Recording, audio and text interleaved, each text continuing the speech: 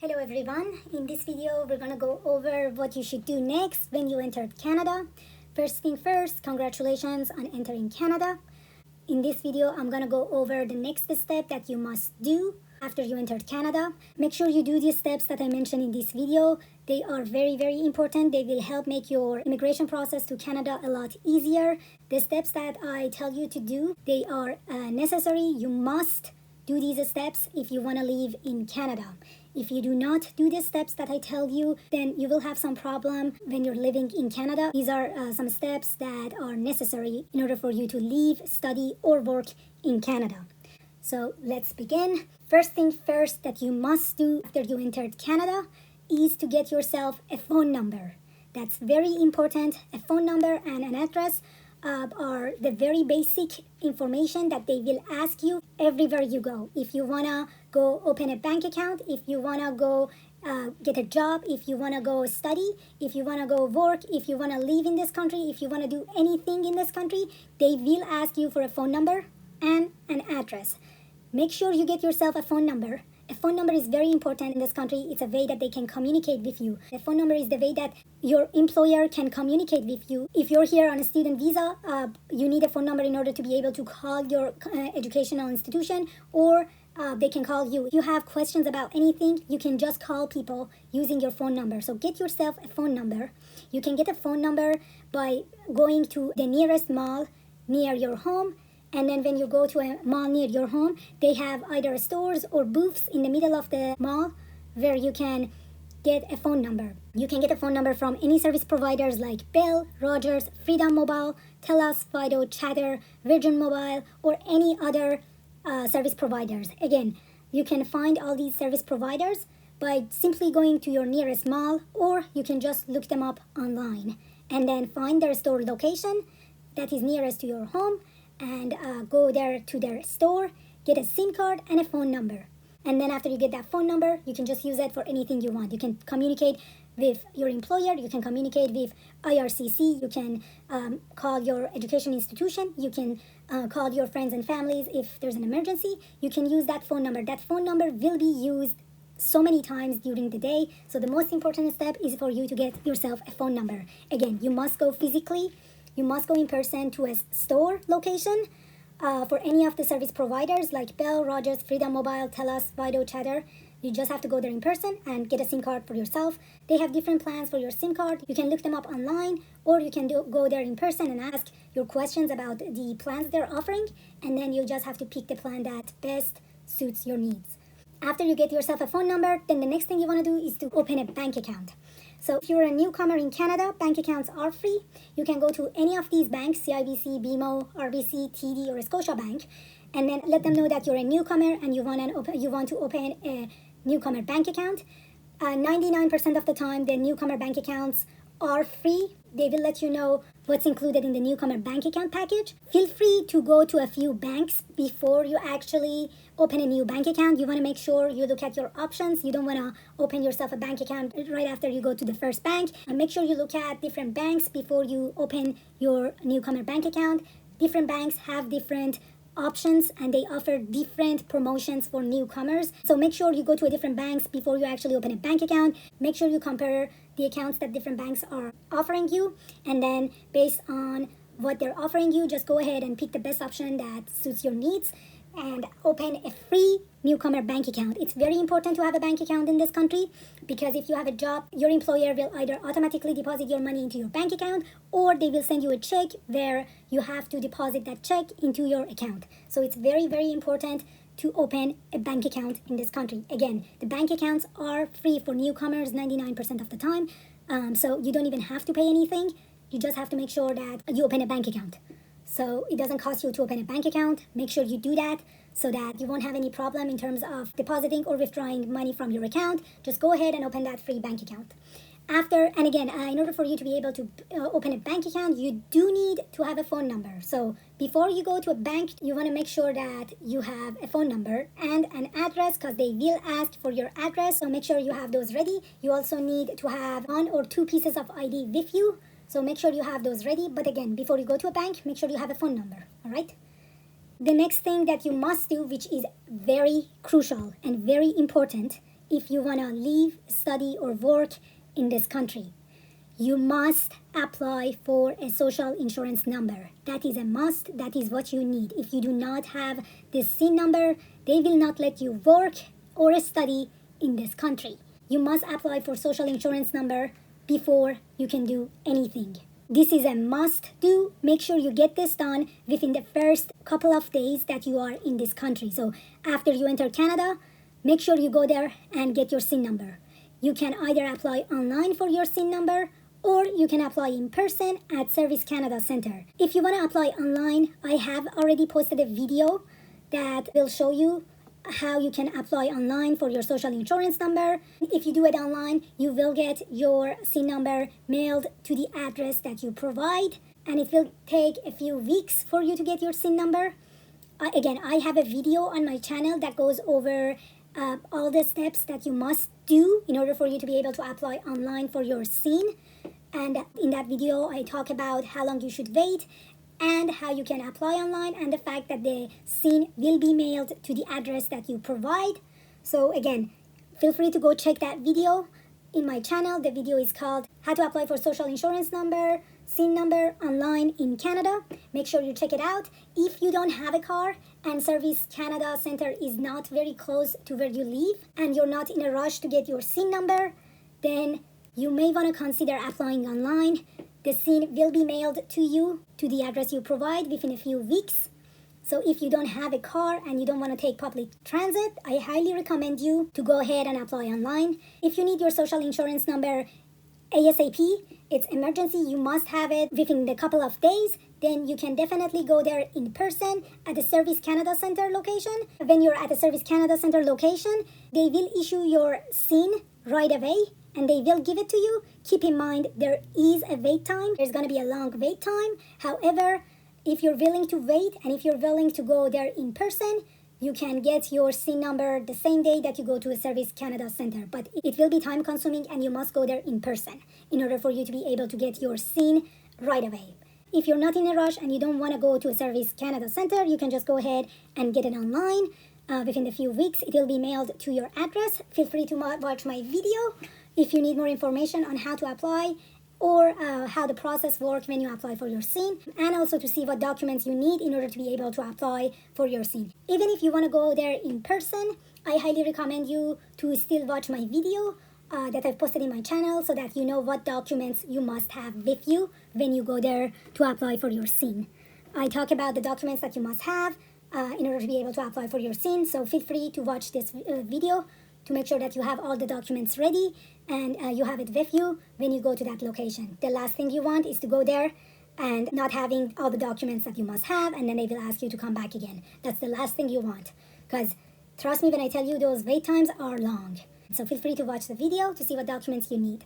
As I mentioned before, everyone must get a SIN except for people who are here in Canada on visitor visas. So if you're a visitor, you do not have to get a SIN. Anyone other than visitors must get a SIN. Canadian citizens, permanent residents, refugees, international students, work permit holders, or if you have any other status, you must get a SIN. Anyone except for visitors are required to have a SIN. So make sure you go get yourself a SIN.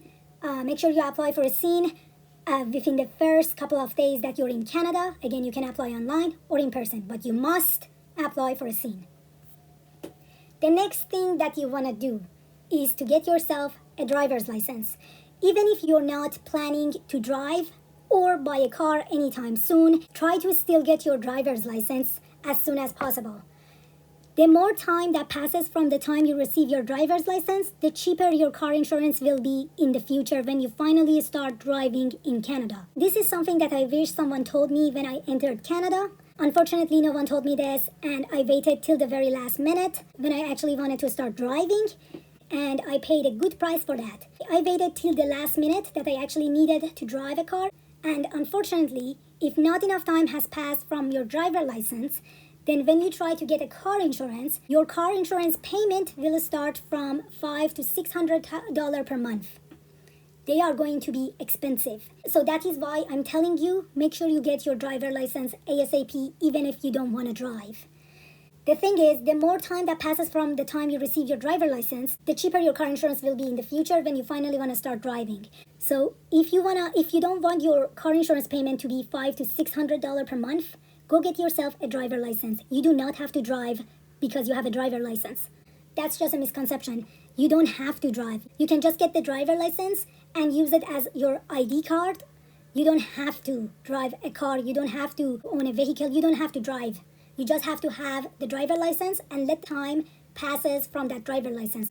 The only thing that matters is that you've had that driver license long enough. That's what matters. One thing that you need to know is that no matter where you go, they will ask for an ID. Driver's license are considered an ID. So you can just use that driver's license as your ID. You don't have to have your passport with you everywhere you go. You don't have to have your PR card with you everywhere you go. You can just use your driver license as an ID and take that driver license with you anywhere you go. Again, you do not have to drive. You do not have to own a car. You just have to have that driver license with you. Just use that driver license as your ID. So make sure you get your driver license even if you don't want to drive. I have a video in my channel that shows how you can get your driver's license in Ontario. This is only for Ontario residents. If you are living in Ontario, I highly recommend you to go watch that video. I talked about how much you have to pay for your driver license. I've talked about all the steps that you must take in order to be able to get your driver license. I've talked about all the requirements that you must meet. I've talked about all the documents that you must have in order to get your license. I've also talked about how much the price is, and I've talked about where you should go, how you can get it, how you can prepare yourself to get it. I've talked about a lot of things in that video. I highly recommend you to go watch that video. Again, I have covered everything in that video. Go watch that video. Trust me, it is very, very helpful. And make sure you go get that driver license ASAP. That's very important. You're not going to see it now, but in the future, you will thank me when you actually want to start driving. Go get that driver's license because that will help you a lot in the future. The next thing on the list is applying for a health card. Depending on your status in Canada, you might be eligible to apply for a health card. It's very important to have a health card. Again, whether you're eligible or not, that depends on your status. If you're a Canadian citizen, permanent resident, or a protected person, you are eligible to apply for a health card. There are instances when people who are here on work permit are also eligible for health card. I have talked about this in one of my videos. In order for you to be able to figure out whether you are eligible to get your health card or not, or how you can get your health card, you can watch my video in my channel. I have already uploaded a video on how you can apply for health card in Ontario. Again, it's for Ontario residents. I highly recommend you to go watch that video. If you're not sure whether or not you are eligible to apply for health card, I highly recommend you to go watch that video. I have talked in that video who is eligible to apply for health card and who is not. So go ahead and watch that video. I have talked about the required documents that you need to have in order to apply for your health card. I have talked about how you can apply for health card, where you can apply for health card, what document you need to apply for health card, and how you should apply for health card. Again, the health card is very important. That health card will pay for your healthcare services. If you go to a family doctor, you will be automatically covered under your health card. If you go to a hospital, health card will pay for your visit. So I highly recommend you to go check my video to see if you're eligible to apply for your health card or not. Because if you are eligible, then trust me when I tell you, you will save a lot of money on the healthcare services that you might receive. You don't have to pay out of pocket. The health card will pay for it. In Ontario, the health insurance coverage that pays for all the healthcare services that you receive is called OHIP. It's for Ontario residents only. Depending on the province or territory that you're living in, the health insurance coverage name is different. Again, for Ontario, the health insurance coverage is called OHIP. For different provinces or different territories, the name will be different. You can just Google health insurance coverage in British Columbia and then the appropriate name pops up. Or you can just Google the health coverage insurance in Alberta. The appropriate name will show up. In Ontario, it's called OHIP. But you can just go ahead and Google and type health card in Alberta, health card in British Columbia, health card in Manitoba, and then again, the appropriate name and the appropriate ways to apply for that health card in that province will show up. And you can just read to see what you should do in order to apply for the health card for that province. But again, if you are living in Ontario, I have already made a video on how you can apply for health card in Ontario. I have talked about everything that you must have and everything that you must do in order to be able to get your health card. The bottom line is make sure you go get that health card. It's a must-have. It will save you a ton of money and it will help you in a lot of ways. Feel free to watch my video to get more information on how to get your health card in Ontario or how to apply for OHIP. Next thing on the list is the videos that I have that will help you with your immigration in Canada. So I have plenty videos on my channel that will help you depending on your immigration status. So if you're here on work permit, I talk about how you can renew or extend your work permit. If you're here on permanent resident status, I have videos that shows how you can renew your PR card if you need to, or if it's time for you to apply for Canadian citizenship, I have videos that shows how you can apply for Canadian citizenship. It's a very detailed video. I go over all the steps that you must do in order to be able to apply for Canadian citizenship. Same goes for Canadian passport. If you need to apply for Canadian passport, I have a video on that. I have a video on the documents you must have. I have a video that talks about where you should apply, how you should apply, and what requirement you must have, what document you must have in order to apply. If you need to renew your Canadian passport, I have a video about that as well. If you're here on a student visa and you're thinking about applying for postgraduate work permit, I have a video about that. It includes all the new changes that IRCC has made to the PGWP application, post-graduation work permit application. I recommend you to watch that video. Again, I have a ton of video on my channel that will help you with your immigration process. Depending on the status that you have in Canada, go watch the appropriate videos. These videos are very helpful. I cover a lot of details. I cover all the steps. I show how you can do the process. I show you how you can apply for each application, what documents you need, how you should do it, where you should do it. Again, I cover everything in these videos. I highly recommend you to watch my videos. Again, they are very helpful. They will make your immigration process a lot easier. If you also need me to make videos about other immigration processes, or if you want me to show how you can fill out immigration documents, let me know in the comment the name of the documents. Just let me know in the comment what immigration document you're talking about, what immigration form. Give me the immigration form number that you want me to upload. I try to go over the comments. I try to make those videos. I will try my best and hopefully I'll be able to post them and make them. But again, just let me know in the comment if you want me to make videos about other immigration applications, or if you want me to make videos about immigration forms that you don't know how to fill out. I try my best to make those videos, but in the meantime, I highly recommend you to go over these videos and watch the ones that apply to you. Again, they are very, very detailed. I go over every single steps very clearly and explicitly. I show everything. I don't skip anything. I go over every single step that you must do. They are very helpful. Go over those videos and hopefully they will make the immigration process a lot easier for you. I hope this video was helpful. Welcome to Canada again, and don't forget to subscribe and like.